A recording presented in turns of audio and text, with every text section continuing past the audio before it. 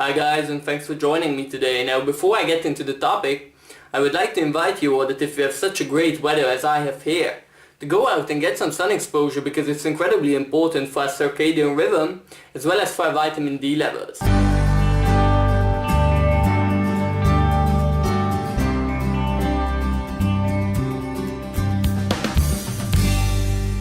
Now the topic today is the problems people run into by following a paleo diet. The paleo diet is obviously incredibly popular, and I tend to agree with their main premises, namely the avoidance of certain inflammatory foods such as grains, beans, legumes, vegetable oils, but I also disagree on other things. But this video isn't really about what I disagree with, but rather what are the problems that people trying to follow a paleo diet experience in my opinion. So number one is the lack of carbohydrates and overall calories in the diet. Now obviously if a person is coming from a standard American diet, he's eating a lot of grains, sugar, vegetable oils and animal products, very calorically dense food. But when they start a paleo diet, many people actually under-consume calories.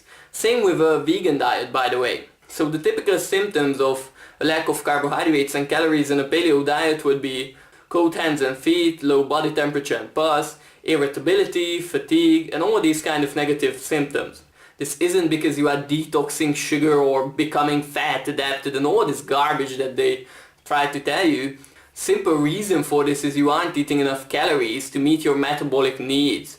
So to overcome this problem, a simple solution: increase your intake of cooked tubers, root vegetables and ripe fruits. You are still following a paleo diet by consuming these foods. There are evidence that people have been consuming starchy root vegetables for tens of thousands of years, way before agriculture. So the second point is too much protein. Now while carbohydrates and fat burn clean, meaning they just produce ATP, carbon dioxide and water, protein has very harmful byproducts such as ammonia that our body needs to get rid of. And if you overconsume protein, especially with a lack of carbohydrates and fat, then you will have incredibly high stress hormones and your body will be clogged up, your detoxification organs won't work properly, you will have fatigue, no energy, you will be aggressive, irritable, and all these kind of negative effects you don't really want. This is really simply because people who start a paleo diet again, their staple foods get taken away from them and they don't replace those foods, for example grains, with let's say potatoes or ripe fruits or root vegetables that would provide the same amount of carbohydrates and calories without the negative effects of grains, for example. They just quit grains and eat more meat instead. That really doesn't work. So when it comes to protein, there's a very short, narrow sweet spot that we need to consume. If we undereat protein, such as some vegans who eat nothing but fruit all day, then we start breaking down our own body to provide the amino acids we need. However, when we eat too much protein, then our detoxification organs will be harmed, we'll have all these negative problems I already mentioned. So if you have these problems, again, you really need to increase your healthy carbohydrate intake and possibly even your fat intake. So the next point is nuts and seeds. Nuts and seeds are really the junk food of paleo. I don't really understand why are they even in the diet when they have exactly the same negative effects as grains, legumes and beans have, and they are possibly even worse because some varieties contain way more of the polyunsaturated fats. And nuts have a hard shell for a reason. We haven't evolved to consume large quantities of nuts and seeds.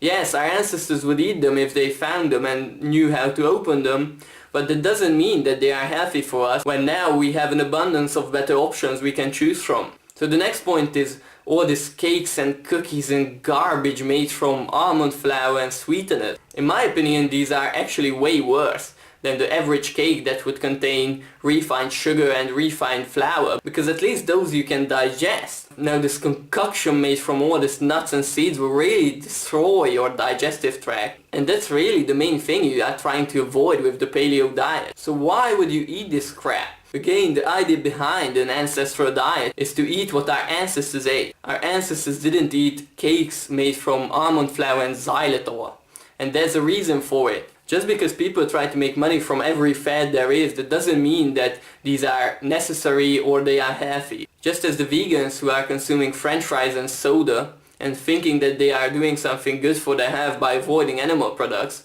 People who try to follow a paleo diet are really sabotaging all their effort by eating all this paleo junk food. My last point is becoming a fat-burning beast, become fat adapted, as fat is really the primary source of our body, not glucose. Our performance will increase, we will have mental clarity, and we will be much happier by avoiding all carbohydrates and switching to using fat as our primary source of fuel. Now, that's really something I recommend against.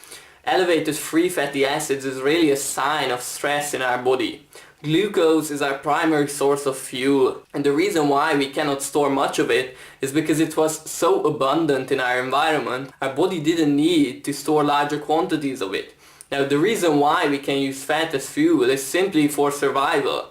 When there would be a famine or we couldn't get enough carbohydrates in our diet, then we could use our own stored body fat as fuel. But to say that somehow this is beneficial for us is nonsense. The only traditional people consuming a high-fat diet were the Inuit. Every single other healthy population consumed a high carbohydrate diet with some animal products in it. And the Inuits really weren't that healthy at all. Now, don't take my word for it, just look at the people who are actually promoting this crap. A lot of them are actually undergoing testosterone replacement therapy and are on steroids. And even with this, they really don't look impressive at all. They make all these huge claims how carbohydrates are aging us and are the causes of degenerative diseases. But if you look at them, really most of them look more unhealthy than the average person you would find on the street. And all these weight loss and performance increase claims, I'm personally not impressed, to say the least. So thanks for watching this video. If you are following a paleo diet and you are running into the problems I was talking about, then seriously reconsider